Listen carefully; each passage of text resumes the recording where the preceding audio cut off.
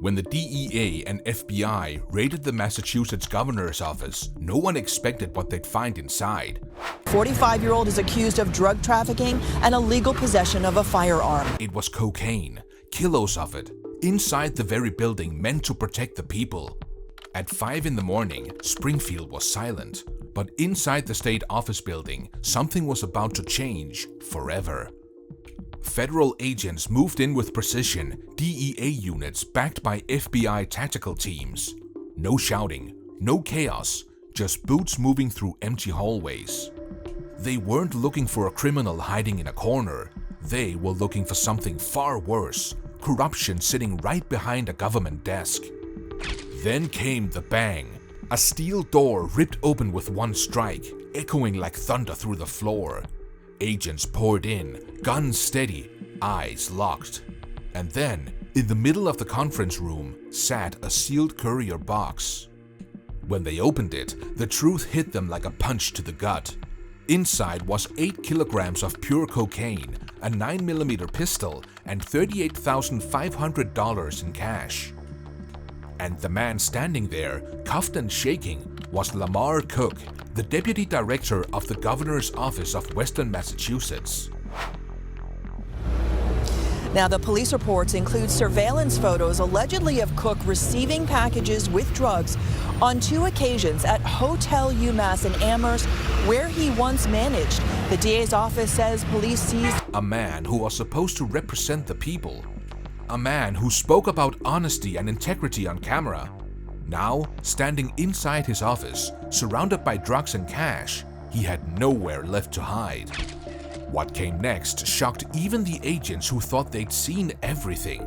Cook's laptop was taken from his desk. When the forensics team powered it up, they hit a wall. Heavy encryption, military grade. The kind of thing you don't normally find on a government device. It took hours to unlock. And when the screen finally lit up, the investigation exploded. The files weren't just random notes. They were shipping records, organized, detailed, and time-stamped. Over 14 months, there had been 19 shipments, each weighing between 8 and 20 kilograms. And here's the twist. Those shipments didn't come from the streets. They were sent through the state's own postal routes, stored in government warehouses, and distributed using official vehicles. It wasn't a drug operation hidden in the shadows. It was a drug empire built under the roof of the government itself. Names started appearing. Not gang members, not dealers, but police officers, deputy sheriffs, court clerks. Public servants who had quietly turned their badges into shields for crime. Each one played a small role, and together they created a network that stretched through schools, neighborhoods, and city offices. And it didn't end in Massachusetts. The shipments were traced back to a violent paramilitary cartel called La Nueva Sangre, running from Mexico up through New York and into Maine. They weren't just moving drugs anymore, they were infiltrating systems, and the Massachusetts government, intentionally or not, had become part of their route. At 3:50 a.m., inside a federal command post near Worcester, a glowing digital map of Massachusetts marked red points across the state. Warehouses, mailrooms, storage units. The command went out. Action, all units. Within 14 minutes, agents hit 14 different targets across the state. In Lowell, an auto shop hiding tons of drugs was stormed. 3 men reached for weapons, but before they could fire, flashbangs shattered the silence. In Springfield, a warehouse disguised as a farming distributor was raided, and agents found 200 pounds of cocaine and 90 pounds of fentanyl ready for shipping. And in Worcester, a surveillance camera caught suspects running for rifles as a Black Hawk helicopter roared overhead. A voice boomed from the sky. "Drop your weapons, you're surrounded." 9 minutes later, it was over. By sunrise, the numbers spoke for themselves. 47 arrests, 1.2 tons of drugs seized, and 129 firearms recovered, including foreign rifles and illegal modifications. Dozens of encrypted phones, ledgers, and coded records were taken. Over 7 kilograms of cocaine, This was sent to, yes, Your Honor. So the package was, there was a search warrant, it was opened, it was 7,800 grams. 225 grams of that was packaged back up. There was a controlled delivery done to the governor's office. This wasn't a small bust. This was a government-level takedown. When analysts began reviewing the seized data, the full picture finally appeared, and it was terrifying. The network wasn't just criminal, it was organized like a business. 4 main supply corridors were hidden inside legitimate logistics companies.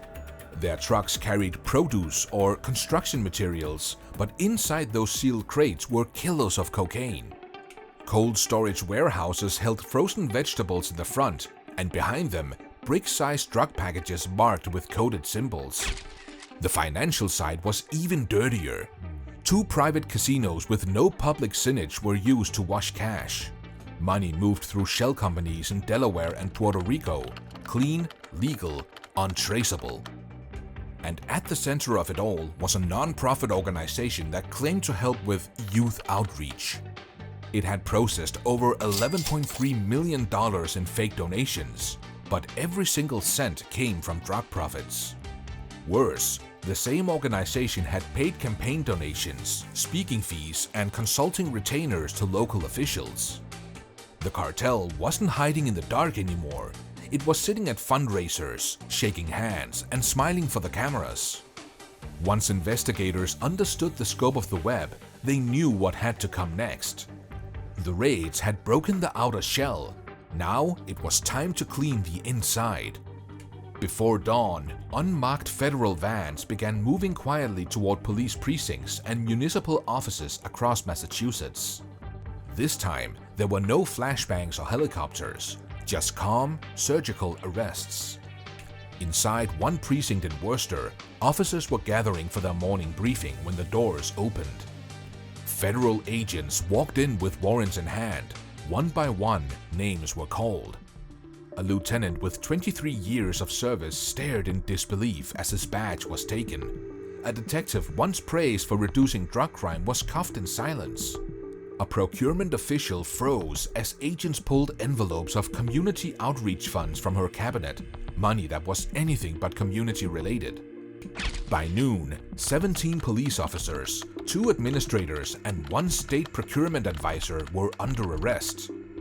There were no protests inside the building, just silence, the kind that weighs on a room when everyone realizes how deep the betrayal ran. Outside, people gathered on the sidewalks, some angry, some heartbroken, some too stunned to speak. Because it wasn't strangers destroying their neighborhoods, it was people they trusted to protect them. An elderly man stood outside the precinct holding a folded American flag. He donated it years earlier after his son, a police officer, had died in the line of duty. He didn't shout. He didn't cry.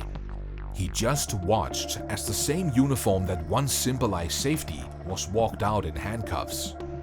And with that, the Integrity Review Task Force was established, an independent bureau with full authority to audit police departments, government offices, and public funds.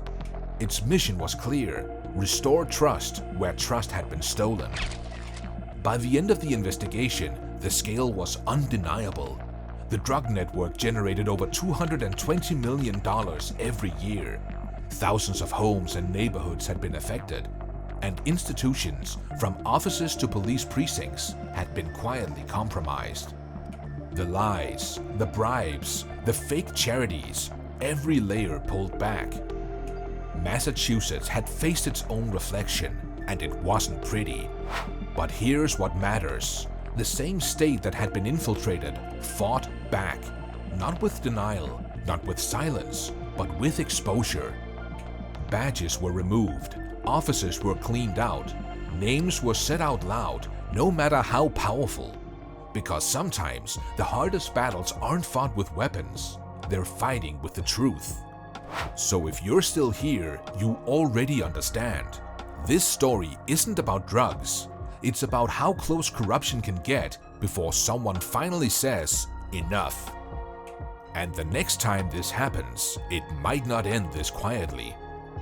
If you believe the truth needs to stay loud, hit like so this story reaches someone else who won't look away. And subscribe, because this fight for integrity is just getting started.